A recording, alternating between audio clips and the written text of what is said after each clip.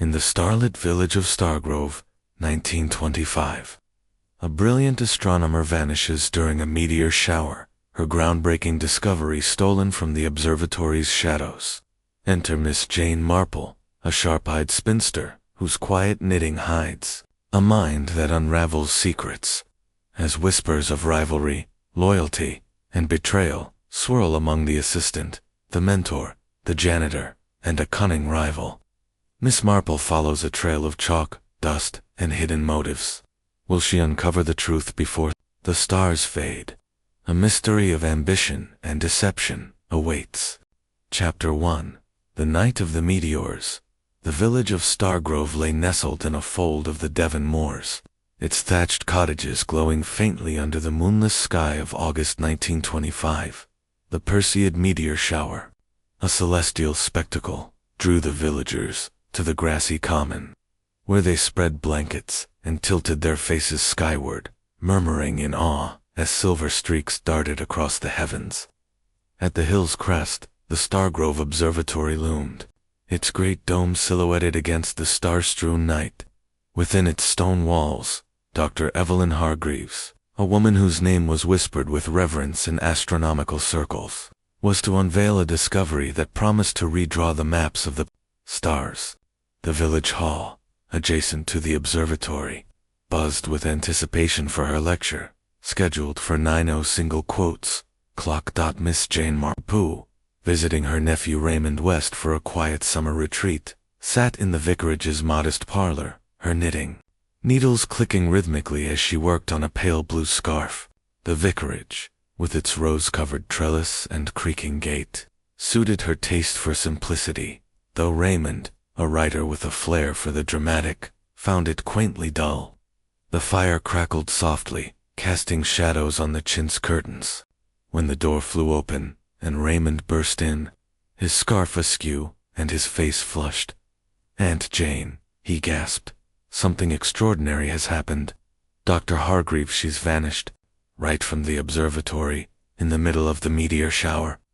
Miss Marple's needles paused, her hands resting lightly on the wool.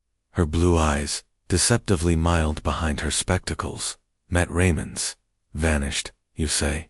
she murmured, her voice soft but tinged with curiosity. "During such a night, with all eyes on the stars." "That is most peculiar, Raymond. Tell me everything." Raymond, pacing before the hearth, recounted the evening's events. The village had gathered, some for the lecture, others to watch the meteors from the common. Dr. Hargreaves, a slight figure known for her sharp mind and reserved manner, had been seen in her office at 8, preparing her notes. By 9, when the crowd grew restless, her assistant, Clara Thorne, had checked the observatory and found it empty. No trace of Dr. Hargreaves remained, no coat, no bag, no sign of where she might have gone. The lecture was abandoned, and whispers of foul play rippled through Stargrove. Miss Marple folded her knitting and placed it in her basket. "An observatory is not a place one leaves unnoticed," she said thoughtfully. "Was the door locked? Were there visitors?" Raymond shook his head. "Clara says the door was unlocked, as usual. The observatory's open to staff during events. There were 4 people there, besides Dr. Hargreaves. Clara, of course, Professor Blake, her old mentor, Thomas Grubb, the janitor, and Dr. Langston, some rival from Oxford. The police are questioning them now." Miss Marple's lips pursed slightly. 4 people, each with their own reasons to be near such a brilliant woman, she mused. "And a discovery, you say? Something important?" "The talk of the village," Raymond replied. "They say she found a new way to chart stars, something about a constellation pattern that could change. Navigation or some such thing. She kept it secret, even from Clara." Miss Marple rose, smoothing her skirt. "A secret worth stealing, perhaps," she said quietly, "or worth silencing. We shall see, Raymond. Tomorrow, I should like to visit this observatory. People, you know, are not so different from the stars. They follow patterns, if one knows how to look." Raymond grinned, accustomed to his aunt's knack for seeing through the ordinary. "You're not suggesting murder, Aunt Jane?" "Not yet," she replied, her smile faint but sharp. "But a woman does not vanish into thin air, not even under a meteor shower. There is always a trace, if one looks closely enough." As Raymond bid her good night, Miss Marple settled back in her chair, her mind already turning over the village's characters. She thought of St. Mary Mead, where a missing brooch, or a whispered scandal, had often revealed deeper truths. Stargrove, with its starry-eyed villagers and shadowed observatory, was not so different. The meteors might dazzle, but it was human nature, she knew, that would light the way to the truth. Chapter 2. The scene of the absence. The morning after Dr. Evelyn Hargreaves' disappearance dawned crisp and clear over Stargrove, the moors stretching golden green under a sky still faintly dusted with the memory of last night's meteors. Miss Jane Marple, clad in a sensible tweed skirt and a lavender cardigan, walked arm in arm with her nephew Raymond west toward the observatory, her black umbrella serving as a walking stick. The village bustled quietly, milk bottles clinked on doorsteps, and the baker's boys cycled past, whistling. Yet, an undercurrent of unease lingered, as if the stars themselves had whispered a secret Stargrove could not quite grasp. The observatory, a sturdy edifice of gray stone crowned by its iron dome, stood at the hill's crest, its silhouette both imposing and lonely against the rolling landscape. Raymond, his writer's imagination already spinning, gestured toward it. "It's like something out of a Gothic novel, Aunt Jane. A woman vanishes, and the place feels haunted." Miss Marple's lips twitched into a faint smile. "Ghosts are rarely so punctual, Raymond. A woman does not vanish at 9 o'clock sharp without reason. Let us see what the stones and the people have to say." At the observatory's entrance, Inspector Craddock awaited them, his youthful face set in a frown of professional diligence. He was a lean man, not yet 30, with a notebook clutched like a talisman and a habit of adjusting his tie when puzzled. "Miss Marple," he said, tipping his hat, "I'm grateful for your interest. Raymond says you've a knack for these things." "Only for noticing what others overlook," she replied, her blue eyes bright behind her spectacles. "Now, tell me, Inspector, what have you found?" Craddock led them through the observatory's heavy oak door into a cool, echoing foyer. The air smelled faintly of polish and old paper, and the stone floor bore the scuffs of countless footsteps. "No signs of violence," Craddock began, striding toward Dr. Hargreaves' office down a corridor lined with star charts framed in oak. "No broken windows, no forced locks. Her coat's still on the rack, her bag's in the office. It's as if she stepped out for a moment and never returned." The office itself was a small, orderly room, its walls adorned with maps of constellations and a single photograph of a younger Evelyn Hargreaves beside a telescope. Her smile shy but determined. A broad desk held neatly stacked papers, a brass telescope stood by the window, and a porcelain teacup, half full, sat beside an inkwell. The morning light slanted through the window, illuminating a faint smudge of chalk dust on the polished floor near the desk, a detail that caught Miss Marple's eye at once. "Chalk dust," she murmured, crouching with surprising agility for a woman of her years. She touched the smudge lightly, her gloved finger coming away with a faint white residue. Curious, was Dr. Hargreaves in the habit of drawing on the floor? Craddock shook his head. "Not that anyone's mentioned. Clara Thorne, her assistant, says she used a blackboard for calculations, but it's clean." He pointed to a slate board mounted on the wall, its surface wiped spotless. Miss Marple straightened, her gaze sweeping the room. A blackboard wiped, clean, a smudge of chalk on the floor. Someone was in a hurry to erase something, Inspector, and haste, you know, often betrays intent. Raymond, hovering by the door, looked skeptical. "It could just be a careless mark, Aunt Jane. Observatories are dusty places." "Perhaps," Miss Marple said, her tone mild but her eyes sharp. Yet in St. Mary Mead, I once knew a schoolmaster who erased a blackboard to hide a debt he'd scribbled in a temper. Small things, Raymond, can speak loudly. Craddock flipped open his notebook. We've for people to consider, all present last night. Clara Thorne, the assistant, was cataloging meteors in the East Wing. Professor Lionel Blake, Hargreaves' mentor, was preparing slides in the lecture hall. Thomas Grubb, the janitor, was cleaning the basement storeroom. And Dr. Victor Langston, a rival from Oxford, was sketching meteors in the garden. All claimed they saw nothing, heard nothing. Miss Marple nodded, her mind already tracing patterns. And their relations with Dr. Hargreaves. A discovery like hers rumored to be monumental would stir envy, loyalty, or perhaps betrayal. Craddock hesitated, glancing at his notes. Clara's devoted, calls Hargreaves her inspiration. Blake speaks of her like a proud father, though he's prickly about her outshining him. Grubb's a closed book, says little, knows the observatory's every corner. Langston's polite but cold. There's talk of a feud over some past publication. Miss Marple's needles, tucked in her bag, seemed to click in her mind as she processed this. A devoted assistant, a proud mentor, a silent janitor, and a rival with a grudge. Quite a constellation of motives, Inspector. May I speak with them? Craddock agreed, and they began with the office itself, for Miss Marple believed places held secrets as surely as people did. She examined the desk, noting the paper star charts, logarithms, and a handwritten note in Evelyn's precise script, pattern confirmed. Must verify before lecture. A locked drawer caught her attention, but Craddock said it held only old journals, nothing recent. The teacup, its contents cold, bore a faint lipstick mark, suggesting Evelyn had been there shortly before 9. Miss Marple lingered by the window, which overlooked the garden where Langston claimed to have been. The lawn was clipped, the flower beds orderly, but a faint scuff in the gravel path suggested recent disturbance. Someone walked here last night, she said softly. The gravel's unsettled, not raked smooth.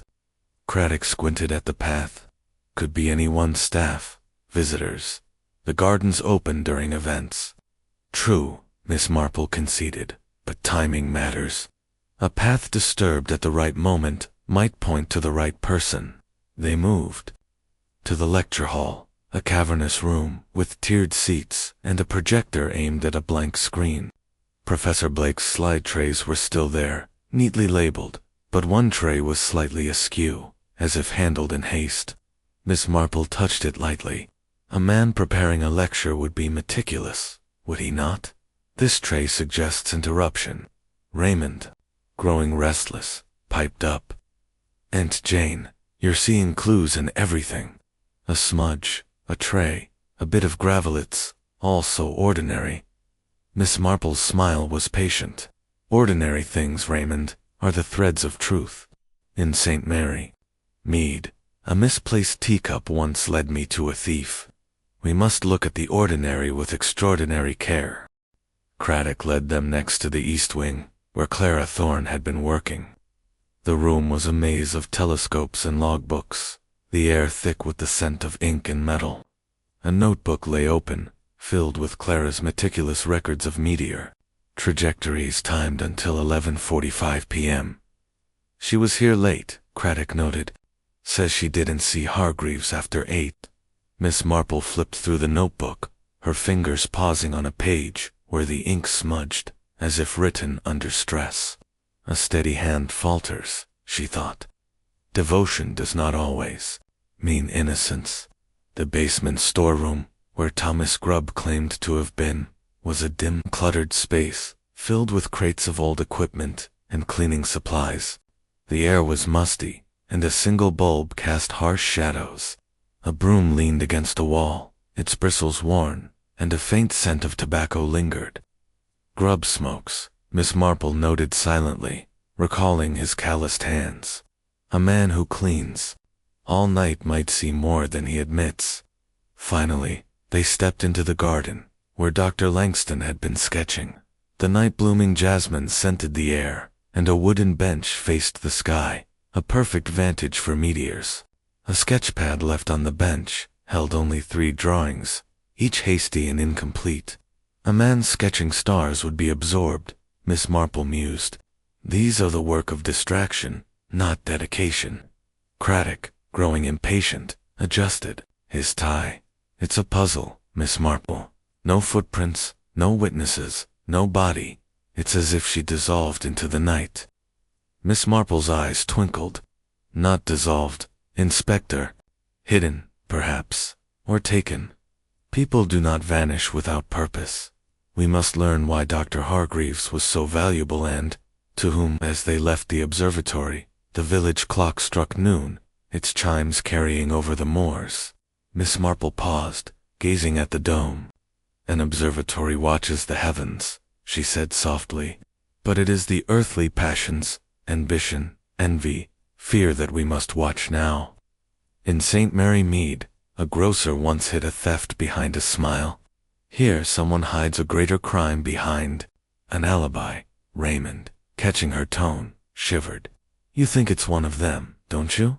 Clara, Blake, Grubb, or Langston? I think, Miss Marple replied, that truth is like a star. It shines brightest when the sky is darkest. We shall find it, Raymond, if we look closely enough. They walked back to the vicarage, the observatory looming behind them, its secrets locked within stone and shadow. Miss Marple's mind turned over the chalk dust, the scuffed gravel, the askew slide tray, and the smudged inks, small things, ordinary things, but each a thread in the pattern she would weave. The stars had watched Stargrove last night, and so, in her quiet way, had Jane Marple. Chapter 3. The Assistant's Tale. The afternoon sun cast long shadows across Stargrove as Miss Jane Marple made her way to the observatory's library, a room of oak-paneled walls and high shelves groaning under the weight of astronomical tomes. The air was heavy with the scent of aged leather and wax polish, and a faint hum of village life drifted through an open window. Children's laughter, the clop of a horse's hooves. Miss Marple had arranged to meet Clara Thorne, Dr. Hargreaves' assistant, here, believing that a quiet setting might loosen the tongue of a nervous young woman. Her knitting bag rested on her arm, a comforting weight, though her needles remained still for now. Her attention fixed on the task ahead. Clara arrived promptly, her footsteps hesitant on the polished floor. She was a slight figure in her early 20s, with mousy hair pinned tightly and ink-stained fingers that betrayed her hours spent over logbooks. Her gray dress was neat but plain, and her hazel eyes darted about, avoiding Miss Marple's steady gaze. "You wanted to see me, Miss Marple?" she asked, her voice trembling like a leaf in a breeze. "Yes, my dear," Miss Marple said, settling into a cushioned chair by a reading table. Her tone was gentle, almost maternal, designed to soothe. "Sit down, won't you? I only wish to understand Dr. Hargreaves a little better, and you, being so close to her, must know her ways best." Clara perched on the edge of a chair, twisting a handkerchief in her hands. "She is a brilliant woman," she said, catching herself. "Like a mother to me, really. I owe her everything, my training, my place here." Miss Marple nodded, her blue eyes soft but searching. "A fine mentor, then, and such a mind, to make a discovery that has all of Stargrove talking. You must have been proud to work on it with her." Clara's fingers tightened on the handkerchief.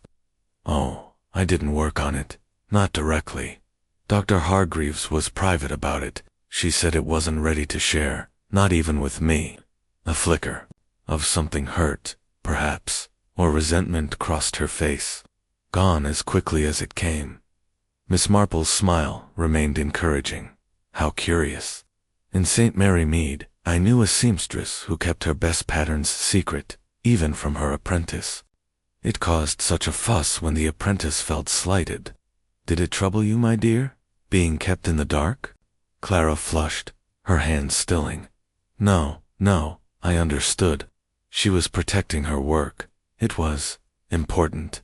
A new way to map constellations, she said. Something about stellar alignments that could guide ships more accurately than ever before. Her voice wavered, and she looked down. I was in the East Wing all night, logging meteors. I didn't see her after 8. Miss Marple noted the tremor in Clara's voice, the way her fingers resumed their nervous twisting. Logging meteors, she said thoughtfully. Such meticulous work. You must have been quite absorbed. No one disturbed you. No one, Clara said quickly, too quickly. It was just me and the telescopes. The logs are there, you can check them. I'm sure they're in order, Miss Marple said, her tone disarming. But tell me, did Dr. Hargreaves seem herself that evening? No worries, no odd visitors. Clara hesitated, her eyes flicking to the window. She was distracted, kept checking her watch, muttering about verifying something. I thought it was just nerves about the lecture. She paused, then added, Dr. Langston was here earlier, that day they argued in her office. I couldn't hear much, but he left in a huff. Miss Marple's eyebrows rose slightly. An argument? How interesting. In my village, I recall a baker and his rival shouting over a recipe, and it led to quite a scene. What was Dr. Langston like? Cold, Clara said, her voice sharpening. Ambitious. He's always resented Dr. Hargreaves' success. They published a paper together years ago, and he claimed she took too much credit. He's never forgiven her. Miss Marple leaned forward, her voice soft as a whisper. And you, Clara? Did you ever feel Dr. Hargreaves took too much credit from you? Assistants, you know, often do the quiet work that makes brilliance shine. Clara's face went pale, her handkerchief now a tight knot in her hands. I'd never think that. I loved working for her. I'd have done anything for her. Her voice cracked, and she stood abruptly. I'm sorry, I have to check the telescopes. Miss Marple watched her go, her expression thoughtful. A devoted girl, she murmured to herself, but devotion can be a heavy burden. In St. Mary Mead, a maid once broke a vase in anger, claiming loyalty all the while. Clara's hands trembled too much for innocence. She rose and wandered the library, her eyes scanning the shelves. A volume on celestial navigation was slightly askew, as if recently handled. She pulled it down, finding a bookmark, a torn slip of paper with a single word scrawled in pencil. Verify. The handwriting matched the note in Evelyn's office. Miss Marple tucked the slip into her bag, her mind turning over Clara's words. The argument with Langston, the secretive discovery, the trembling hands, all pieces of a puzzle, not yet aligned. Outside, the village was settling into its afternoon rhythm. Miss Marple stepped onto the observatory's lawn, where Raymond waited, flipping through a notebook. Any revelations, Aunt Jane? He asked, half teasing. Only that people are rarely what they seem, she replied, her gaze drifting to the gravel path where she'd noticed the scuff yesterday. It was smoothed now, as if someone had raked it in haste. Clara is loyal, Raymond, but loyalty can hide a multitude of feelings, love, resentment, even fear. We must keep watching. Raymond grinned. You sound like you're charting stars. Yourself, Aunt Jane. Stars, or people, she said softly. It's all about finding the pattern.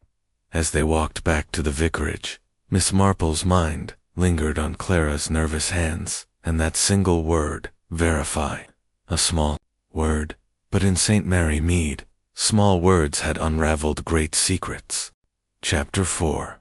The professor's pride. The late afternoon light filtered through the leaded windows of the Stargrove and casting a warm glow over the oak-paneled dining room where Miss Jane Marple sat opposite Professor Lionel Blake. The inn, with its low ceilings and scent of beeswax, was a hub of village life. Its tables filled with locals murmuring about the vanished astronomer. Miss Marple had chosen this public yet intimate setting to meet the professor, knowing that a man of his stature might reveal more in a place where he felt at ease. Her knitting bag rested beside her chair, a silent companion, though her hands, remained folded in her lap, her attention wholly on the man before her.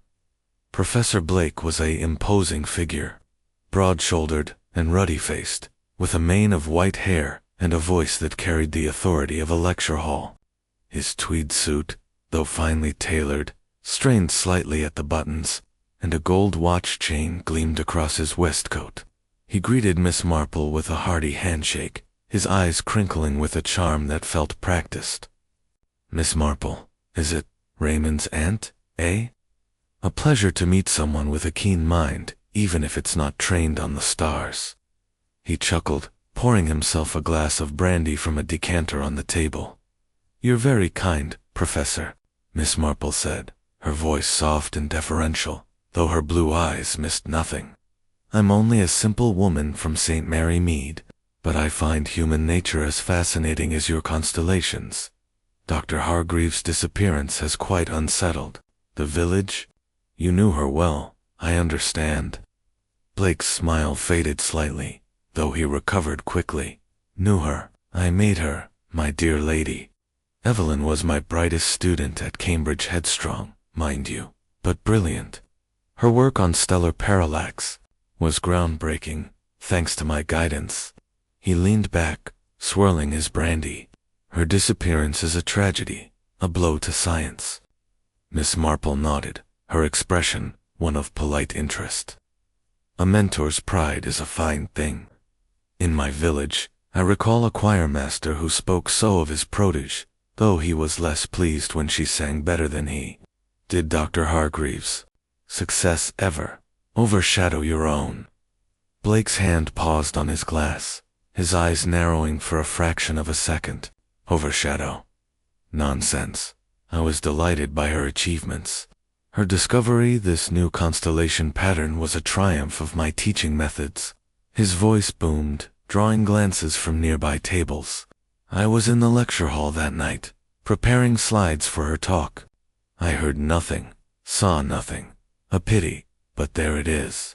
Miss Marple's smile was gentle, disarming. "Slides, how meticulous. You must have been quite absorbed. No interruptions, no visitors." "None," Blake said firmly, though his fingers tapped the table. "I was arranging the projector, ensuring everything was perfect for Evelyn's moment. She deserved it, you know, even if she could be secretive." A note of irritation crept into his voice, quickly masked. She'd been cagey about her findings, even with me. Said she needed to verify something. "Verify," Miss Marple murmured, recalling the slip of paper from the library. A curious word. In St. Mary Mead, a gardener once verified his rival's roses were sabotaged out of pride in his own blooms. "Did Dr. Hargreaves' secrecy trouble you, Professor?" Blake's face reddened, though he laughed it off. "Trouble me? I taught her to be cautious. Science is a cutthroat field. Like that Langston fellow would steal her work in a heartbeat. I told her to guard it closely." He took a sip of brandy, his eyes drifting to the window. "I only wish I'd been with her that evening. I might have stopped whatever happened." Miss Marple observed the tightness in his jaw, the way his hand gripped the glass. A proud mentor, she thought, but pride can curdle into envy. She leaned forward slightly. "You mentioned Dr. Langston. Was there bad blood between them?" Blake snorted, his voice lowering. "Langston's a second-rate mind with first-rate ambition. He and Evelyn clashed years ago over a joint paper petty. Nonsense about credit. He was here that night, skulking in the garden, supposedly sketching meteors. I wouldn't trust him further than I could throw him." Miss Marple's eyes twinkled. "A rival's envy can be dangerous. In my village, a butcher once spread rumors about his competitor's meat, all for a better cut of trade. Did Dr. Langston ever threaten Dr. Hargreaves?" "Not in so many words," Blake admitted, "but he was here days before, arguing with her in her office. I heard raised voices, something about her discovery being impossible. He left in a temper, as Clara can attest." He drained his glass, setting it down with a clink. "If anyone's to blame, it's Langston." Miss Marple nodded, filing away his words. You were in the lecture hall all evening. Then, no chance you stepped out, perhaps to check on Dr. Hargreaves. Blake's eyes met hers, steady but guarded. I told you, I was with my slides. The projector's finished. Time to set up. I didn't leave until after 10, when Clara said Evelyn was missing. He stood, signaling the end of the conversation. If you'll excuse me, Miss Marple, I have a lecture to prepare for tomorrow. The stars don't wait. Miss Marple rose, her smile unfaltering. Of course, Professor. Thank you for your time. I do hope we find Dr. Hargreaves soon. Her work sounds so very important. As Blake strode away, his footsteps echoing on the inn's floorboards, Miss Marple lingered by the window, gazing at the observatory in the distance. A man of pride, she murmured, and pride is a brittle thing. In St. Mary Mead, a vicar once hid his envy behind sermons, but his eyes betrayed him. Professor Blake's eyes are not so calm as he pretends. She returned to the vicarage with Raymond, who had been waiting outside, scribbling notes for a story inspired by the mystery. Well, Aunt Jane? He asked, falling into step beside her. Is the professor our villain? Not yet, Raymond, she said, her umbrella tapping the path. But his pride speaks louder than his words. A mentor who claims credit for his students' brilliance may not take kindly to being eclipsed. We shall see what the stars and the people reveal next. The evening settled over Stargrove, the observatory's dome a dark curve against the twilight. Miss Marple's mind turned over Blake's booming voice, his fleeting irritation, and that single word, verify, echoing from Clara's tale. A pattern was forming, faint but growing clearer, like stars emerging in a darkening sky. Chapter 5. The janitor silenced the evening air in Stargrove, carried a chill as Miss Jane Marple made her way to the observatory's entrance, where Thomas Grubb, the janitor, was sweeping the stone steps with a slow, deliberate rhythm. The village was settling into its nightly quiet, the last of the day's light fading over the moors, and the observatory's dome loomed above, its iron curves catching the first glimmers of starlight. Miss Marple had chosen this moment to speak, with Grubb, sensing that a man who worked in shadows might reveal more when caught in the half-light of dusk. Her knitting bag hung from her arm, a familiar weight, though her hands were free, her attention fixed on the wiry figure before her. Thomas Grubb was a lean man, his face weathered by years of labor, with a limp that favored his left leg, and eyes that seemed to see everything while giving nothing away. His gray overalls were patched at the knees, and his hands, gripping the broom, were calloused and stained with the grime of his trade. A faint whiff of tobacco clung to him, sharp against the clean evening air. He paused as Miss Marple approached, leaning on his broom with a wary nod. "Evening, ma'am," he said, his voice low and rough. "Heard you're asking about Dr. Hargreaves." "Indeed, Mr. Grubb," Miss Marple replied, her tone as gentle as a vicarage tea party. "I'm only a visitor in Stargrove, but I find Dr. Hargreaves' disappearance most troubling. You were here that night, I understand, keeping this fine place in order." Grubb's eyes flicked to the ground, then back to her. I was in the basement storeroom, cleaning. Didn't see nothing, didn't hear nothing." His words were clipped, as if rehearsed, and he resumed sweeping, the bristles scratching against the stone. Miss Marple tilted her head, her blue eyes soft but piercing. "Such a large building, and you, its guardian. In St. Mary Mead, our postman knew every corner of the village, yet he claimed ignorance when a letter went missing. You must see so much, Mr. Grubb, moving through these halls." He shrugged, his broom pausing. "I just clean, ma'am. Don't poke into folks' business. Dr. Hargreaves was kind enough, always said good night, but I don't know nothing about her work." His gaze darted to the observatory door, then away, as if drawn by some unseen memory. Miss Marple smiled, undeterred, of course, but a man who sweeps these steps must notice things strangers, perhaps, or unusual comings and goings. That night, With the meteor shower and all the village about, surely something caught your eye. Grubb's hands tightened on the broom handle, his knuckles whitening. Told the inspector already I was downstairs all evening. Didn't come up till after 10, when Miss Thorne said the doctor was gone. His voice was steady, but his limp seemed more pronounced as he shifted his weight. Miss Marple nodded, her expression one of polite concern. The basement storeroom. Yes. A quiet place, I imagine, perfect for uninterrupted work. Did you hear? Dr. Langston in the garden, or perhaps Professor Blake in the lecture hall. Didn't hear nobody, Grubb said, his tone flat. Storeroom's thick-walled. I was sorting crates, mopping floors. That's my job. He reached into his pocket, pulling out a tin of tobacco, then seemed to think better of it and tucked it away. Miss Marple's eyes followed the movement, noting the faint tremble in his fingers. Tobacco, she thought, recalling the scent in the storeroom. A man who smokes might step outside, even briefly. Aloud, she said, "You must have known about Dr. Hargreaves' discovery. The village is full of Toka new way to chart the stars. Did she ever speak of it?" Grubb's face hardened, his eyes narrowing. "I don't know nothing about stars, ma'am. I clean, that's all." He turned back to his sweeping, the bristles moving faster now, as if to dismiss her. Miss Marple lingered, undaunted. In St. Mary Mead, our gardener once saw a theft while pruning roses, but he kept silent out of fear. A man like you, Mr. Grubb, who knows every corner of this place, might have seen something without realizing its importance. A sound, a shadow. Grubb's broom stopped, and for a moment, he looked at her, his eyes dark and unreadable. "I told you, I was downstairs. If you want secrets, ask the professor or that Langston fellow. They're the ones with fancy ideas."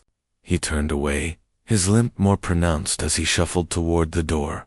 Miss Marple watched him go, her mind turning over his reticence. "A silent man," she murmured, "but silence can hide knowledge as easily as ignorance." In St. Mary Mead, a butcher's boy once knew of a crime but feared to speak. Mr. Grubb knows more than he says. She walked slowly around the observatory's perimeter, her umbrella tapping the gravel path. The scuff she'd noticed earlier was gone, raked smooth, but a faint indentation remained near a side door, leading to the basement. She paused, crouching, to examine it. A small, crescent-shaped mark, like the edge of a shoe, pressed into the earth. Someone stood here, she thought, perhaps watching, perhaps waiting. Returning to the vicarage, Miss Marple found Raymond in the parlor, scribbling in his notebook. "Any luck with the janitor, Aunt Jane?" he asked, looking up. "He seems a dull sort, all brooms and grumbles." "Dull, perhaps," she replied, settling into her chair, but not unobservant. "Mr. Grubb's silence is a shield, Raymond. He sees more than he admits, and that tobacco tin betrays a habit that might have taken him outside that night. In St. Mary Mead, a milkman's silence once hid a scandal. We must watch Mr. Grubb closely." Raymond leaned forward, intrigued. "You think he's involved?" "I think," Miss Marple said, her needles clicking softly as she retrieved her knitting, "that every man has a story, and Mr. Grubb's is not yet told. The stars may be silent, but people rarely are, if one listens carefully." As the night deepened over Stargrove, the observatory stood sentinel, its secrets locked within. Miss Marple's mind wove together the threads. Grubb's guarded eyes, the crescent mark, the scent of tobacco.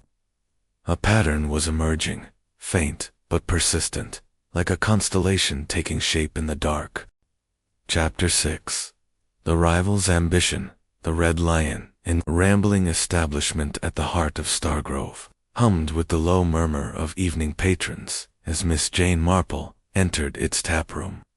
The scent of ale and wood smoke mingled with the faint temps of lavender from her shawl, and the firelight cast flickering shadows on the beamed ceiling. She had arranged to meet Dr. Victor Langston here, choosing the inn's public yet discreet atmosphere to probe the mind of a man whose ambition she suspected, burned brighter than the stars he studied. Her knitting bag rested at her feet, a quiet sentinel, as she settled at a corner table. Her mild demeanor cloaking the sharp curiosity within. Dr. Langston arrived precisely on time, his lean frame cutting through the crowd with a purposeful stride. He was a man in his 40s, with angular features and eyes as cold and gray as a winter sea. His dark suit was impeccably pressed, and a silver fountain pen gleamed in his breast pocket, a mark of precision that matched his clipped Oxford accent. He greeted Miss Marple with a thin smile, offering a hand that was firm but fleeting. "Miss Marple, I presume. I'm told you're assisting the police in this unfortunate matter. I'm happy to help, though I fear I've little to offer." "You're very kind, Dr. Langston," Miss Marple said, her voice soft as a summer breeze, her blue eyes meeting his with disarming warmth. "I'm only a visitor in Stargrove, with no knowledge of stars, but I find people endlessly fascinating. You came to hear Dr. Hargreaves' lecture. I understand a generous gesture. For a rival." Langston's smile tightened, though he maintained his courtesy. Rival is a strong word. Evelyn and I shared a professional respect, despite our differences. Her work was noteworthy, and I was curious about this discovery of hers. I was in the observatory garden that night, sketching meteors. He produced a slim notebook from his pocket, opening it to reveal a few sparse pencil drawings of the Perseids, their lines jagged and incomplete. Miss Marple leaned forward, her gaze lingering on the sketches. "How dedicated you are to capture the heavens in such a fleeting moment. In St. Mary Mead, our artist once sketched a festival but left early when his heart wasn't in it. Your drawings seem hurried, Dr. Langston. Were you distracted that evening?" Langston's fingers twitched on the notebook, closing it with a snap. The meteors were erratic, and the garden was poorly lit. "I did my best." His tone was even, but a faint edge sharpened his words. "I saw nothing of Evelyn after our brief chat earlier that day. She was in her office, preparing for her lecture." Miss Marple nodded, her expression one of gentle interest. "A chat, you say?" Clara mentioned an argument. "In my village I recall a doctor who quarreled with his colleague over a patient's care, and it left bad blood." "Was your discussion with Dr. Hargreaves quite heated?" Langston's eyes narrowed, though he maintained his composure. "A professional disagreement, nothing more. Evelyn's discovery some new stellar alignment seemed implausible to me. I questioned her methodology, as any scientist would. She took it poorly, but that's academia." He leaned back, crossing his arms. "I left her office by 6 and spent the evening in the garden. I heard nothing unusual." Miss Marple's smile was serene, but her mind was alert, noting the defensiveness in his posture. "A scientist's rigor is admirable," she said, "yet ambition can make rivals wary. In St. Mary Mead, a solicitor once undermined a peer to claim a case's glory. You and Dr. Hargreaves shared a past, I believe a joint paper that caused some discord." Langston's jaw tightened, his voice cooling. "An old matter, exaggerated by gossip. We co-authored a paper on binary stars years ago. Evelyn took the lion's share of credit, though my contributions were substantial. I've moved on." His fingers tapped the table, betraying a restlessness that belied his words. Miss Marple tilted her head, her eyes soft but unyielding. "Of course, time heals such wounds. Yet, a discovery like Dr. Hargreaves, one that might eclipse others, could stir old resentments. Did you see anyone else that night? Professor Blake, perhaps? Or Mr. Grubb?" "I saw no one," Langston said curtly. "The garden was quiet, save for the villagers on the common. I was focused on my sketches until after 9, when I heard Clara's commotion about Evelyn's absence." He stood, adjusting his cuffs. "I'm afraid I have a train to catch tomorrow, Miss Marple. If there's nothing else, I must prepare." Miss Marple rose, her smile unwavering. "Thank you, Dr. Langston. You've been most helpful." I do hope we find Dr. Hargreaves. Soon her work sounds so very significant. As Langston departed, his footsteps sharp on the inn's floor, Miss Marple lingered by the fire, her gaze drifting to the window. The observatory's dome was just visible, a dark curve against the starry sky. A man of ambition, she murmured, and ambition is a fire that consumes or illuminates. In St. Mary Mead, a merchant once coveted his rival's trade and took desperate measures. Dr. Langston's sketches tell me his heart was not in the stars that night. She rejoined Raymond outside, where he waited, leaning against a lamp-post, his notebook tucked under his arm. "Well, Aunt Jane," he asked, his eyes bright with curiosity, "is Langston our man?" "Not yet, Raymond," she replied, her umbrella tapping the cobbled path as they walked toward the vicarage. "But his coldness hides a heat, and those sketches were the work of a distracted mind.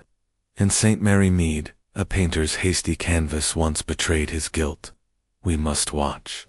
Dr. Langston and his ambition." The night deepened over Stargrove, the stars above as silent as the secrets below. Miss Marple's thoughts wove together Langston's guarded words, the jagged sketches, and the echo of an old grudge. The pattern grew clearer, like a constellation, emerging from the dark, pointing to a truth she was determined to uncover. Chapter 7. The chalk dust clothed the morning sun-bathed Stargrove in a golden haze, softening the rugged outlines of the moors, and lending a deceptive calm to the village still abuzz with whispers of Dr. Evelyn Hargreaves' disappearance. Miss Jane Marple, her lavender shawl draped neatly over her shoulders, returned to the observatory with a quiet determination. The chalk dust smudge she had noticed in Dr. Hargreaves' office lingered in her mind, a small anomaly that, like a misplaced stitch in a tapestry, hinted at a larger unraveling. Her knitting bag swung gently from her arm as she climbed the hill, accompanied by Inspector Craddock, whose youthful earnestness was tempered by a growing respect for her insights. The observatory's stone facade greeted them with stoic silence, its dome gleaming faintly under the clear August sky. Inside, the air was cool and still, carrying the faint scent of ink and metal. Craddock, adjusting his tie with a nervous tug, led the way to Dr. Hargreaves' office. "I've had the room sealed since your last visit, Miss Marple," he said, unlocking the door. "Nothing's been touched, but I confess, I'm at a loss. No new leads, no witnesses. That chalk dust you mentioned, could it really mean something?" Miss Marple's blue eyes twinkled behind her spectacles. "Small things, Inspector, are often the loudest clues. In St. Mary Mead, a speck of flour on a coat once led me to a thief in a bakery. Let us look again, with fresh eyes." The office was as they had left it, the desk orderly, its surface holding star charts and a half-finished teacup, the brass telescope by the window catching the morning light, the blackboard on the wall wiped clean. Miss Marple's gaze settled on the floor near the desk, where the chalk dust smudge remained, a faint white scar against the polished wood. She crouched, her movements deliberate despite her age, and studied it closely. The smudge was not random, but curved, as if part of a larger design, interrupted and hastily erased. "See here, Inspector," she said, pointing with a gloved finger. "This is no careless mark. It curves like the edge of a circle or, perhaps, a star. Someone tried to erase it, but not thoroughly enough." Craddock knelt beside her, his brow furrowing. "A drawing, but why on the floor?" Dr. Hargreaves used her blackboard for calculations. Miss Marple straightened, her eyes scanning the room. Perhaps it was not meant to be seen. In St. Mary Mead, a schoolboy once hid a forbidden note under his desk, thinking it safe. "Let us search beneath." With Craddock's assistance, she examined the underside of the desk, finding nothing but dust and a stray paperclip. Undeterred, she moved to the floor, running her fingers along the boards near the smudge. A slight unevenness caught her attention, a board that gave faintly under pressure. "Inspector, might we lift this?" Craddock fetched a small crowbar from the janitor's closet, and with careful leverage, he pried up the board. Beneath it lay a shallow recess, and within, a faint outline in chalk, a partial star map, its lines precise but incomplete, as if abandoned mid-stroke. Beside it was a single sheet of paper, folded tightly, bearing Evelyn's handwriting. Alignment confirmed. Key to new pattern. The chalk lines matched the smudge above, suggesting the map had been drawn here, hidden, then partially erased when disturbed. Miss Marple unfolded the paper, her expression grave. A star map, hidden under the floor, she murmured. Dr. Hargreaves was protecting her discovery, Inspector. This was no casual sketch, was her secret, worth stealing, perhaps worth silencing. Craddock's eyes widened. You think someone caught her drawing this? But who? Clara, Blake, Grubb, Langston, they all claimed they were elsewhere. Miss Marple nodded, her mind racing. Someone saw, or suspected, and acted swiftly. The erasure was hasty, the board replaced in a rush. We must learn who had reason to seek this map. She turned to Craddock, her voice firm but soft. May I speak with Clara Thorne again? She mentioned Dr. Hargreaves' work on a constellation pattern. She may know more than she realizes. Craddock agreed, and they found Clara in the east wing, adjusting a telescope with trembling hands. Her face paled at their approach, her ink-stained fingers clutching a logbook. Miss Marple, Inspector, she stammered. Is there news? Only a question, my dear, Miss Marple said, her tone soothing. You spoke of Dr. Hargreaves' discovery a new constellation pattern. Did she ever show you a star map? Perhaps one drawn in chalk? Clara's eyes darted to the floor, then back to Miss Marple. A chalk map? No, she used her notebooks. Or the blackboard. She was secretive, as I said. She told me it was a pattern of stars that could redefine navigations, something about alignments no one had seen before. Her voice faltered, and she gripped the logbook tighter. I was logging meteors that night. I didn't see her after 8. Miss Marple observed the girl's flushed cheeks, the way her eyes avoided the chalk dust on her own sleeve, faint trace, barely noticeable. A nervous girl, she thought, and chalk clings where it shouldn't. In St. Mary Mead. A maid's dusty apron once betrayed her, eavesdropping. Aloud, she said, Thank you, Clara. You've been most helpful. As Clara hurried away, Craddock turned to Miss Marple. She's hiding something, isn't she? Perhaps, Miss Marple replied, her gaze lingering on the doorway. Or perhaps, she knows something she fears to admit. The chalk on her sleeves suggests she's been near a blackboard or a floor recently. We must consider all possibilities. They returned to the office, where Miss Marple studied the hidden map again, her fingers tracing the faint lines. This was Dr. Hargreaves' triumph, she said softly. A discovery worth stealing, worth kidnapping for. In St. Mary Mead, a jeweler once hid a gem to protect it, but it drew thieves instead. Someone wanted this map panned, perhaps Dr. Hargreaves herself. Craddock pocketed the paper and map, his face set. I'll have my men search the grounds again, and I'll question Langston about his argument with her. He's the rival, after all. Miss Marple nodded, but her thoughts were broader, weaving together Clara's trembling hands, Blake's pride, Grubb's silence, and Langston's ambition. A rival, yes, she murmured, but envy wears many faces. We shall find the truth, Inspector, if we follow the smallest stars. As they left the observatory, the village clock chimed, its notes clear in the morning air. Miss Marple's mind turned over the chalk dust, the hidden map, and the word verify that echoed through the case.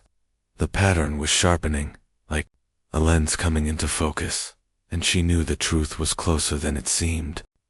Chapter 8.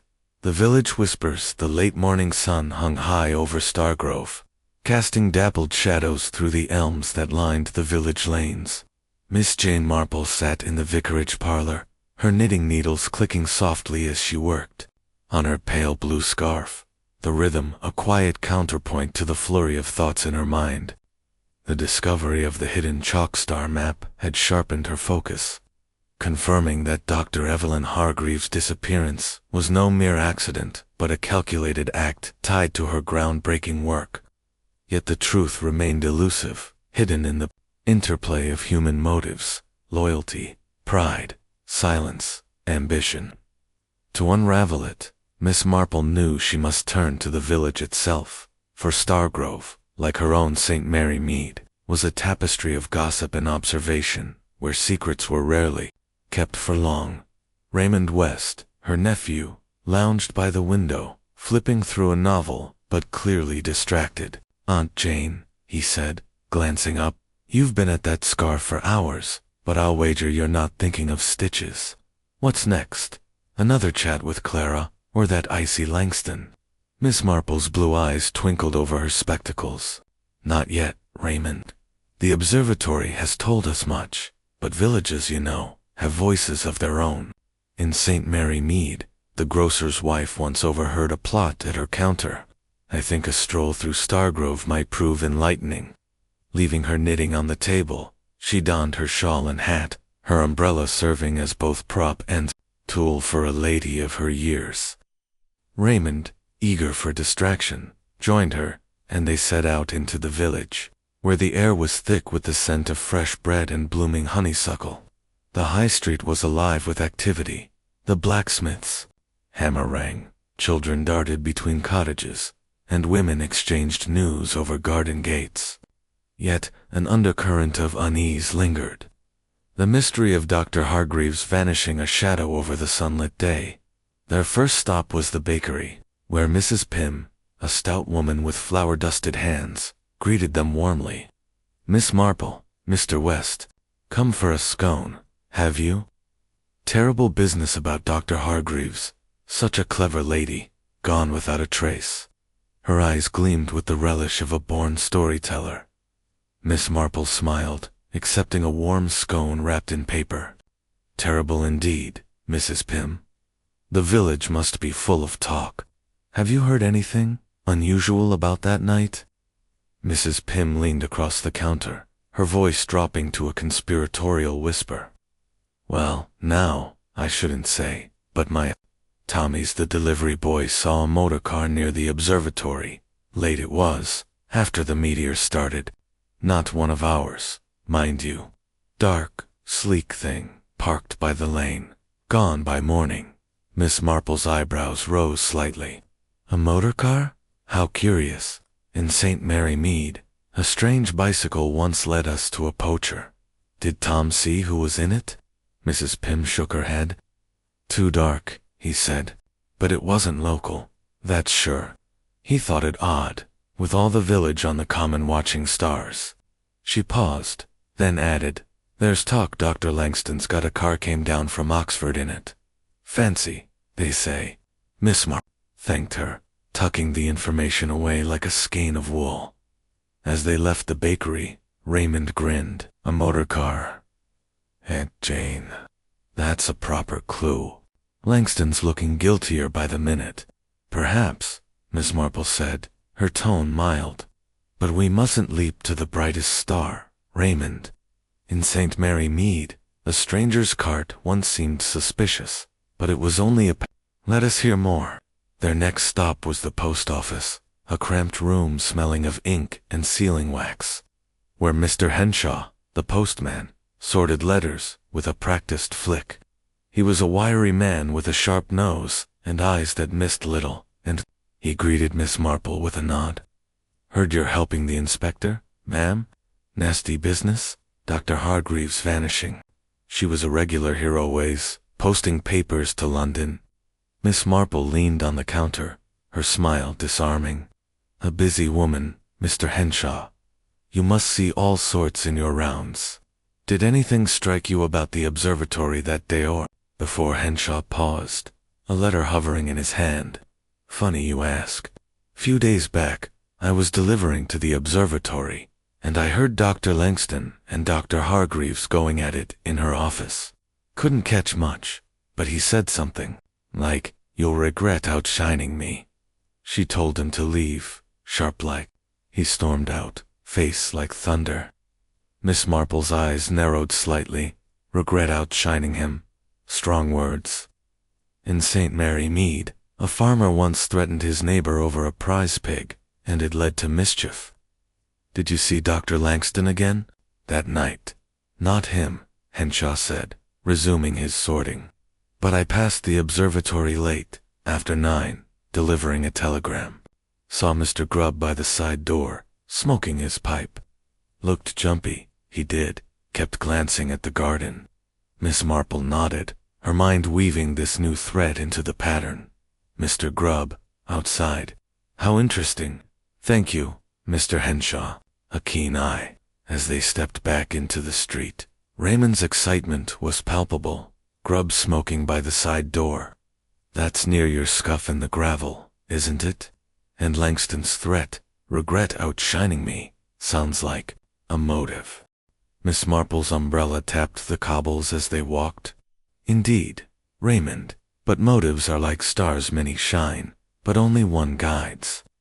Grubb's presence outside contradicts his claim of being in the basement, and Langston's words suggest a grudge deeper than he admits. Their final stop was the village garage, a tin-roofed shed where Mr. Carter, a grizzled mechanic, was tinkering with a bicycle. He wiped his hands on a rag as Miss Marple approached, her smile as warm as the vicarage hearth. Mr. Carter, hi. Here, you're the man to know about vehicles in Stargrove. Mrs. Pym mentioned a motor car near the observatory that night. Have you seen such a thing? Carter scratched his chin, his eyes narrowing. I did. Dr. Langston's car, black Bentley, shiny as new. He parked it by the inn, but I saw it move late, near 11.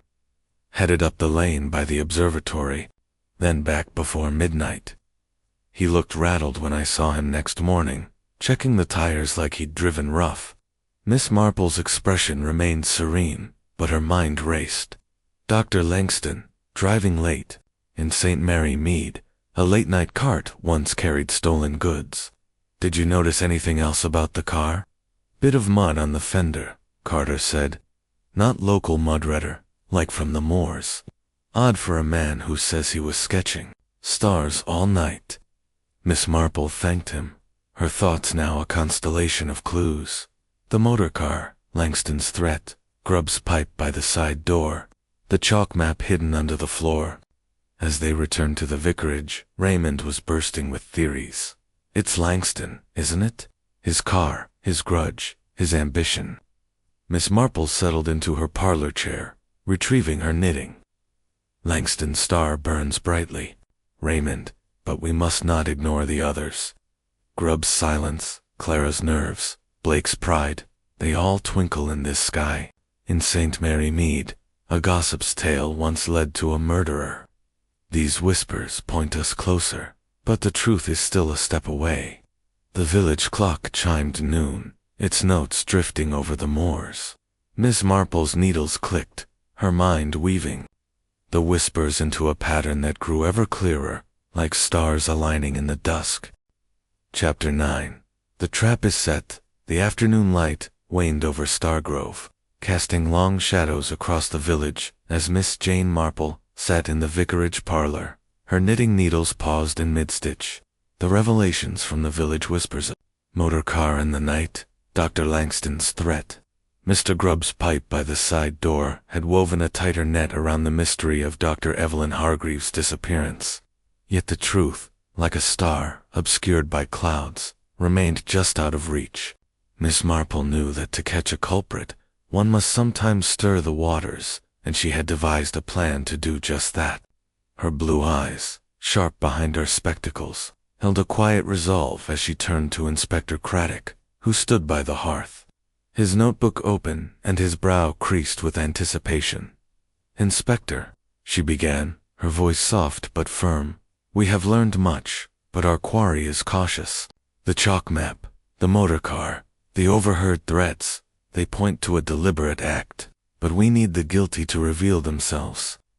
In St. Mary Mead, a rumor about a lost brooch once flushed out a thief. I propose we set a trap." Craddock adjusted, his tie, his interest piqued. A trap, Miss Marple. What do you have in mind? Miss Marple folded her knitting and leaned forward. Let us spread word that Dr. Hargreaves' star map, the one hidden under the floor, has been found intact and will be revealed at the observatory this evening. Announce it as a breakthrough in the case, a clue to her whereabouts. The one who sought that map will act, I am certain, whether to steal it again or to silence its secrets.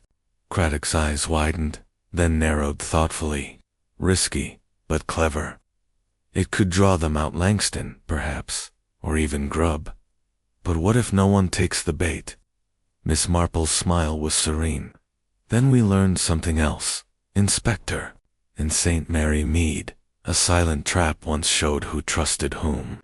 We shall watch not only who acts, but who does not. Craddock agreed, and they set to work.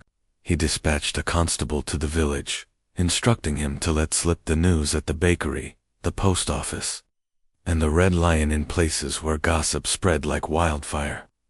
By tea time, Stargrove was abuzz with the rumor. The star map, Dr. Hargreaves' lost triumph, was recovered, and its unveiling at the observatory at 8 o'clock would shed light on her fate. The villagers, eager for resolution, planned to attend, turning the event into an impromptu gathering under the stars. Miss Marple, meanwhile, prepared for the evening with the care of a general before battle. She chose a plain gray dress and her lavender shawl, her appearance unassuming but her mind razor-sharp. Raymond, caught up in the excitement, offered to escort her. Aunt Jane, this is like one of my novels. A trap, a crowd, a villain, unmasked. Do you really think it'll work? Truth, Raymond, she replied, adjusting her hat, is like a moth to a flame. It cannot resist the light, even if it burns. We shall see who flutters tonight. At dusk, the observatory glowed with lantern light, its lecture hall filled with villagers craning their necks for a glimpse of the promised clue. The air was thick with anticipation, scented with wax and the faint temps of metal from the telescopes in the adjoining rooms. Miss Marple took a seat near the back, her knitting bag at her feet, her eyes scanning the crowd. Clara Thorne sat in the front row, her hands clasped tightly, her face pale as moonlight. Professor Blake stood by the projector, his booming voice greeting arrivals, though his eyes darted restlessly. Thomas Grubb lingered by a side door, his broom propped against the wall, his gaze fixed on the floor. Dr. Langston arrived late, slipping into a seat near the exit, his lean frame tense, his silver pen glinting in his hand. Inspector took the podium, his youthful face serious but commanding. Good evening, ladies and gentlemen, he began, his voice carrying over the murmurs. As you've heard, we've made a significant find in the case of Dr. Hargreaves' disappearance. A star map, believed to be her final work, has been recovered from her office. It may hold the key to her whereabouts, and we'll present it tonight to aid our investigation. A ripple of excitement passed through the crowd, but Miss Marple's attention was on the suspects. Clara's hands twitched, her handkerchief a crumpled ball. Blake's smile was fixed, but his fingers gripped a slide tray tightly. Grubb shifted his weight, his limp more pronounced, his eyes flicking to the side door. Langston's face was impassive, but his pen tapped a silent rhythm on his notebook. Craddock continued, describing the map's discovery in vague terms, to heighten curiosity. This map, he said, holding up a sealed envelope for effect, contains Dr. Hargreaves' breakthrough, a pattern of stars that could change navigation forever. We believe it's why she vanished. At this, Miss Marple saw Langston's pen pause, his eyes narrowing. Clara bit her lip, her gaze dropping to her lap. Blake cleared his throat, as if to speak, then thought better of it. Grubb's hand moved to his pocket, where Miss Marple knew he kept his tobacco tin, but he stopped short as Craddock stepped down, inviting questions. The crowd stirred, but Miss Marple's focus remained on the suspects. She leaned toward Raymond, whispering, "Watch the exits, dear. Our moth is about to flutter." Moments later, Langston rose, his movements smooth, but deliberate, and slipped out the side door. Miss Marple nodded to Craddock, who caught her signal and followed discreetly, a constable at his heels. The lecture hall buzzed with speculation, but Miss Marple's knitting needles clicked softly, her calm unshaken. A man in a hurry, she thought, but haste betrays intent. In St. Mary Mead, a solicitor once fled a meeting when his theft was hinted at. The evening wore on, the villagers dispersing to the common to watch the lingering Perseids. Miss Marple remained, her eyes on Clara, who lingered by the podium, her face drawn. Blake approached her, murmuring something Miss Marple couldn't hear, but Clara shook her head and hurried away. Grubb, meanwhile, had vanished, his broom left by the door. Raymond leaned close, his voice low. "Langston's bolted, Aunt Jane. He's our man, isn't he?" Miss Marple's needles paused. Perhaps Raymond, but a trap catches more than one moth. Clara's fear, Blake's whispers, Grubb's absence, they all shine tonight. In St. Mary Mead, a gossip's silence once pointed to the truth. "We are close, dear, very close." As the observatory emptied, the stars above Stargrove burned brightly, their light, cold, and unyielding. Miss Marple's mind wove the night's events into the pattern Langston's flight, the suspect's tells, the map's lure. The truth was near, a constellation almost complete, waiting for the final star to align. Chapter 10. The Hidden Cellar. The night air over Stargrove was crisp, the stars blazing with a clarity that seemed to mock the shadows cloaking Dr. Evelyn Hargreaves' fate.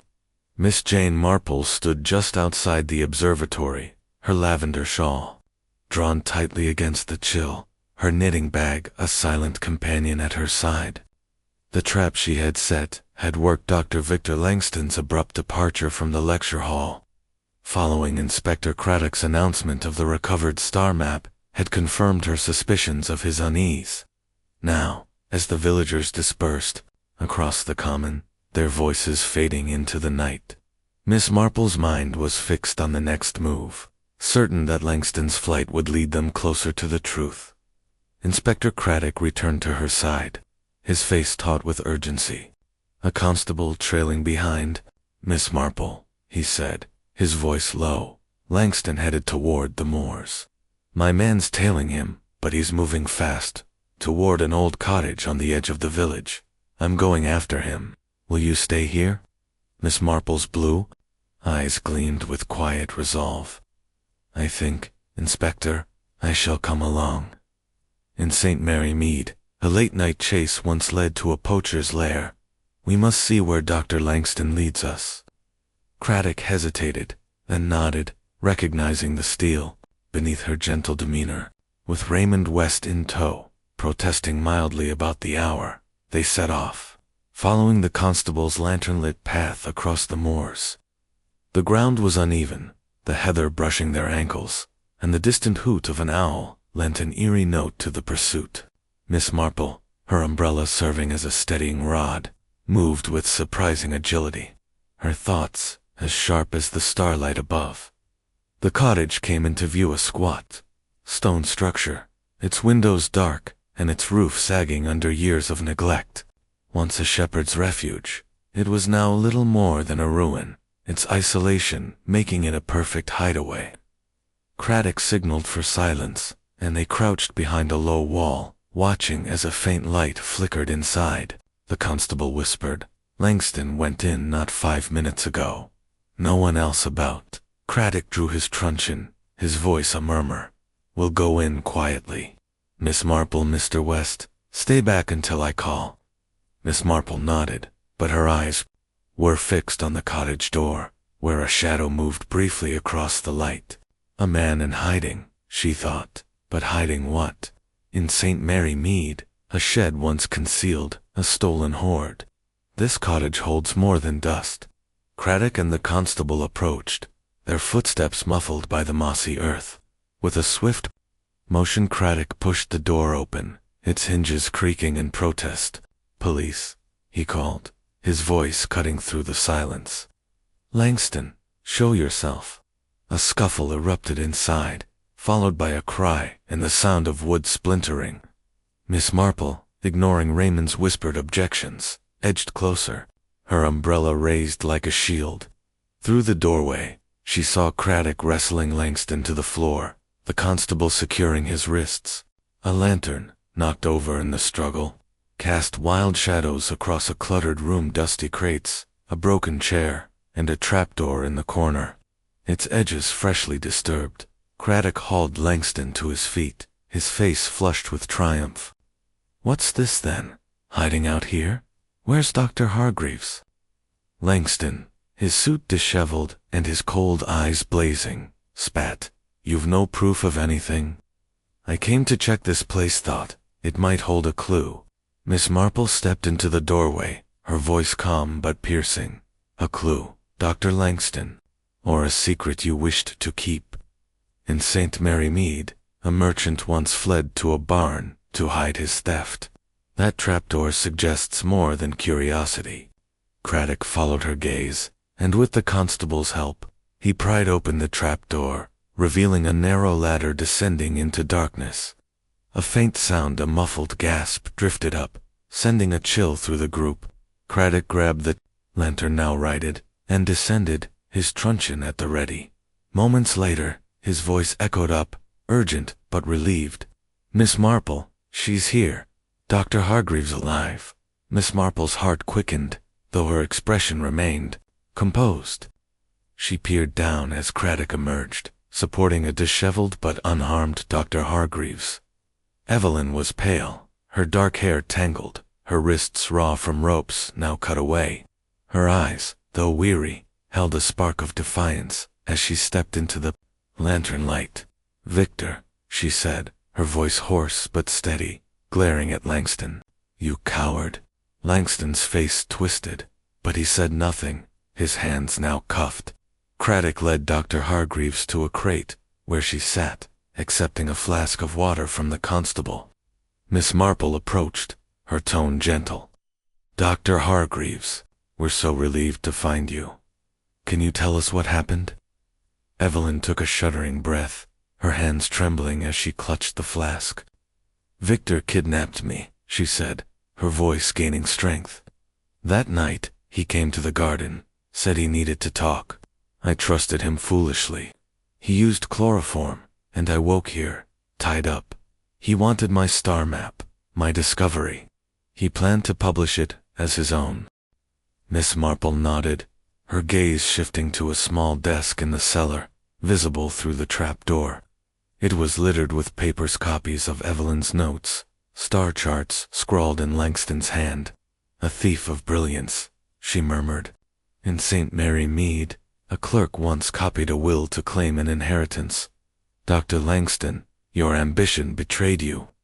Langston's eyes flashed, but he remained silent, his jaw set. Craddock, examining the desk, found a bottle of chloroform and a rag, confirming Evelyn's account. "We've got him, Miss Marple," he said, his voice grim. "Kidnapping, theft, he'll answer for it all." Raymond, hovering by the door, was wide-eyed. "Aunt Jane, you did it. The trap worked." Langston couldn't resist the map. Miss Marple's smile was faint. The map was the flame, Raymond, and his ambition the moth. "But we must ensure every star aligns. Dr. Hargreaves, did anyone else know of this plan?" Evelyn shook her head, her eyes distant. "No one. Victor acted alone. He kept me here, questioning me about the map's details, but I refused to help him. He said he'd release me once he'd published, but I didn't believe him." Miss Marple's gaze lingered on Langston, noting the sweat on his brow, the defiance in his posture. A man alone, she thought, but secrets have echoes.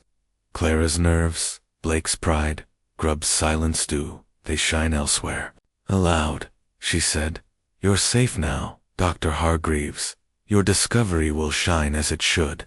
Craddock ordered the constable to take Langston to the village lockup, while he and Raymond helped Evelyn to a waiting police car. Ms. Marple lingered. In the cottage, her eyes sweeping the cellar.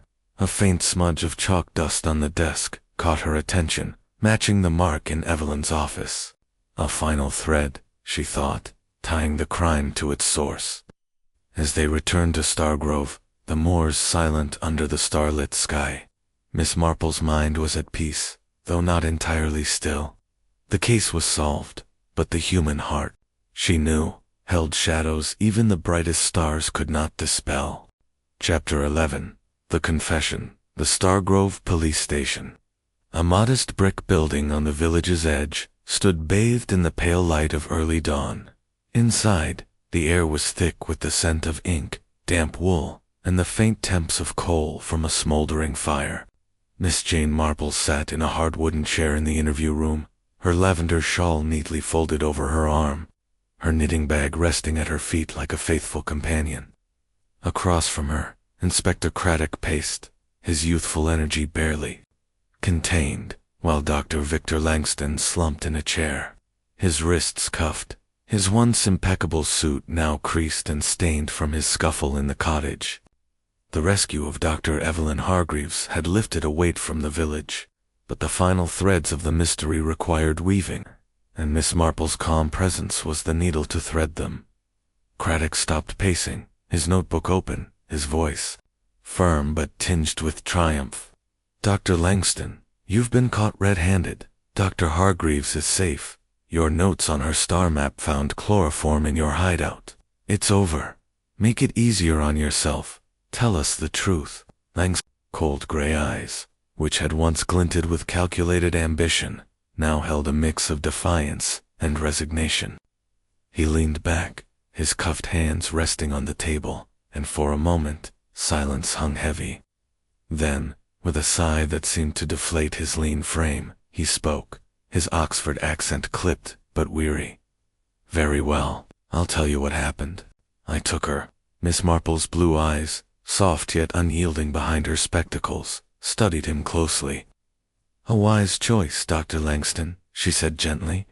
"In St. Mary Mead, a poacher once confessed when cornered, and it spared him worse. Why did you do it?" Langston's gaze flicked to her, then away, settling on the scarred table. "Evelyn's discovery," he began, his voice low, "was a masterpiece. A new stellar alignment, a pattern that could redefine navigation, aircraft, even astronomy itself. It would have made her a legend, eclipsed every name in our field, including mine." His jaw tightened, a flicker of bitterness crossing his face. "I couldn't let that happen." Craddock jotted notes, his pen scratching sharply.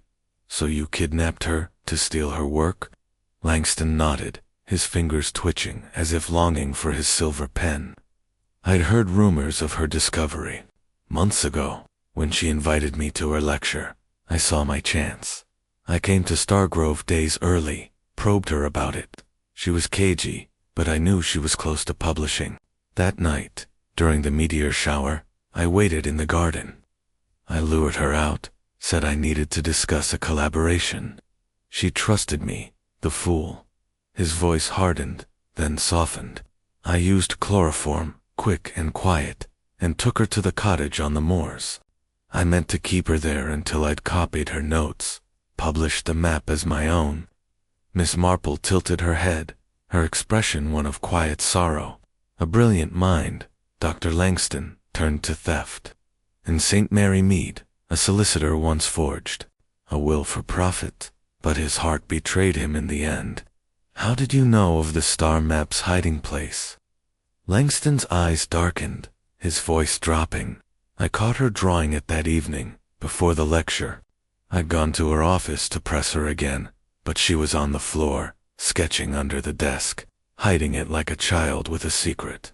She didn't see me at first, but when she did, she erased it too late. I knew it was there, under the board. After I took her, I went back, but the map was gone. You found it, I suppose." His gaze met Miss Marple's, a challenge in it. She nodded, her voice steady. "We did. A clever hiding place, but not clever enough. The chalk dust gave it away. How did you move Dr. Hargreaves without being seen?" Langston's lips curled in a faint, bitter smile. "The village was distracted as on the meteors, not the shadows. I used my car, parked it by the lane, wrapped her in a cloak, carried her out the side door. Grubb was smoking nearby, but he's half blind in the dark, and too scared to talk. I drove to the cottage, hid her in the cellar. No one saw. Craddock's. Penn paused, his eyes narrowing. And the others, Clara, Blake, Grubb, were they involved? Langston shook his head, a spark of disdain in his eyes. No. Clara's a mouse, too loyal to suspect. Blake's a pompous fool, all bluster and no brain. Grubb's just a shadow, sees nothing unless it's dirt to sweep. I acted alone. He leaned forward, his voice low. I didn't mean to hurt her, you know. I'd have let her go once the paper was out. She'd have been disgraced, but alive. Miss Marple's needles, though still in her bag, seemed to click in her mind as she processed his words. Disgraced, she murmured, but not defeated. In St. Mary Mead, a gardener once sabotaged his rival's roses, thinking to ruin him. But the truth bloomed instead. Why, Dr. Langston, did you risk so much for another's glory? Langston's face twisted, his voice raw with a sudden, unguarded pain. Because I was fading. My work solid, but never stellar. Evelyn's star was rising, and mine was dimming. Her map would have buried me. I had to take it, to be remembered. His head bowed, the fight draining from him. Craddock closed his notebook, his voice grim. That's enough for now. You'll face charges: kidnapping, theft, assault. Take him to the cell. As the constable led Langston away, his footsteps echoing down the corridor, Miss Marple remained seated, her expression thoughtful. A man consumed by ambition, she said softly. In St. Mary Mead, a merchant. Once coveted his neighbor's trade and lost his soul. Dr. Langston's star has fallen. Inspector. Craddock sighed, rubbing his neck. Thanks to you, Miss Marple. Your trap flushed him out, and now we've got the whole story. Dr. Hargreaves is resting at the inn, ready to reclaim her work. It's over. Miss Marple's smile was faint, her eyes distant. Almost. Inspector. The confession ties the threads, but I wonder at the others. Clara's fear, Blake's pride, Grubb's silence. They played no part, yet their shadows linger. In St. Mary Mead, a confession once cleared, one man but revealed another's guilt. We must be certain. Craddock frowned, but nodded. I'll keep an eye on them, but Langston's our man. You've done wonders, Miss Marple. Stargrove owes you. She rose, smoothing her shawl. Stargrove owes the truth, Inspector, and truth is a patient star. Let us see Dr. Hargreaves shine again. As she left the station, the dawn breaking over the moors, Miss Marple's mind was calm, the pattern nearly complete. Langston's confession had illuminated the crime, but the human heart, she knew, held depths even a confession could not plumb. Chapter 12. The stars returned. The August evening in Stargrove was soft and clear. The sky a velvet canvas strewn with stars that seemed to pulse with quiet triumph. The village common, alive with the hum of gathered locals, glowed under lanterns, strung between ancient elms. At the observatory, its stone walls warmed by the setting sun, Dr. Evelyn Hargreaves stood ready to deliver the lecture that had been stolen from her by Dr. Victor Langston's ambition. The air was thick with anticipation, not just for her discovery, a new stellar alignment that promised to revolutionize navigation, but for her return, a testament to the resilience of truth. Miss Jane Marple sat in the front row of the lecture hall, her lavender shawl draped over her shoulders, her knitting bag tucked beside her. Her blue eyes, bright behind her spectacles, held a quiet satisfaction, though her mind remained alert, ever watchful for the human currents beneath the surface. The hall was packed, villagers and scholars mingling in a rare unity. Clara Thorne sat nearby, her hands still but her face radiant with relief, her loyalty to Evelyn now unshadowed by fear. Professor Lionel Blake stood at the back, his broad frame less imposing tonight, his pride tempered by the knowledge of his students' triumph. Thomas Grubb was absent, his broom idle for once, perhaps tending to his duties in the quiet of the observatory's shadows. The absence of Langston, now confined to a cell awaiting trial, was a silent note in the room, a void filled by the promise of Evelyn's voice. Evelyn took the podium, her slight figure steady, despite the ordeal of her captivity. Her dark hair was neatly pinned, her eyes clear with purpose. "Ladies and gentlemen," she began, her voice carrying a strength that belied her recent ordeal. "Tonight, we reclaim the stars. My discovery, a new pattern of constellations, verified through years of observation, offers a map for sailors and scholars alike, but it is not mine alone. It belongs to those who seek truth, who look upward despite the darkness below." She gestured to a projector, its light casting a star map across the screen, a delicate web of lines and points, the hidden pattern she had guarded so fiercely.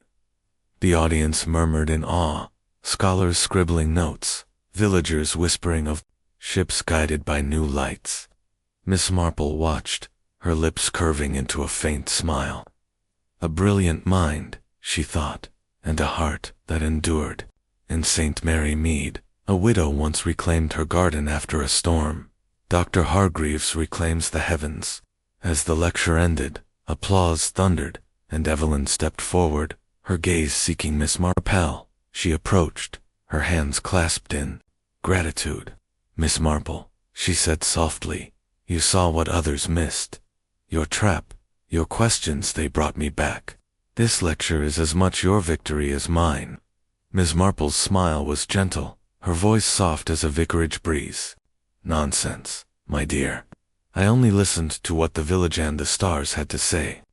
In St. Mary Mead, a lost ring was found by following whispers. Your map was found by following hearts." Evelyn's eyes shone, and she returned to the podium to answer questions, her voice steady as the crowd pressed closer. Raymond West, seated beside his aunt, leaned in, his writer's curiosity alight. "Aunt Jane, you've done it again." Langston caught Evelyn safe, her discovery saved. But what about the others? Clara, Blake, Grubb, were they truly innocent? Miss Marple's needles, retrieved from her bag, clicked softly as she resumed her scarf. Innocent, Raymond, is a relative term. Clara's fear was real, but it was fear of failing Evelyn, not of guilt. Blake's pride chafed at being outshone, but it drove no crime. Grubb's silence hid knowledge. He saw Langston's car, I suspect, but feared to speak, as humble men often do. In St. Mary Mead, a maid once kept quiet about a theft, fearing reprisal. Their shadows lingered, but Langston's was the darkest. Raymond grinned, shaking his head. "You make it sound so simple, Aunt Jane, like reading a star chart. People are not so different from stars, Raymond," she replied, her needles moving steadily. "They follow patterns, predictable if you know their orbits. Envy, ambition, fear, they shine as brightly as courage or love. We need only watch." As the lecture hall emptied, the villagers spilled onto the common, gazing upward at the Perseids, their streaks a fleeting reminder of the night Evelyn vanished. Miss Marple lingered, her gaze on the observatory's dome, now a beacon of truth rather than mystery. She thought of St. Mary Mead, where small lives revealed great secrets, and of Stargrove, where the stars had guided her to justice. Back at the vicarage, by the fire's glow, Miss Marple settled into her chair, her scarf nearly complete. Raymond poured her tea, his voice teasing. "Will you write this up, Aunt Jane? The case of the vanished astronomer?" She chuckled, her eyes twinkling.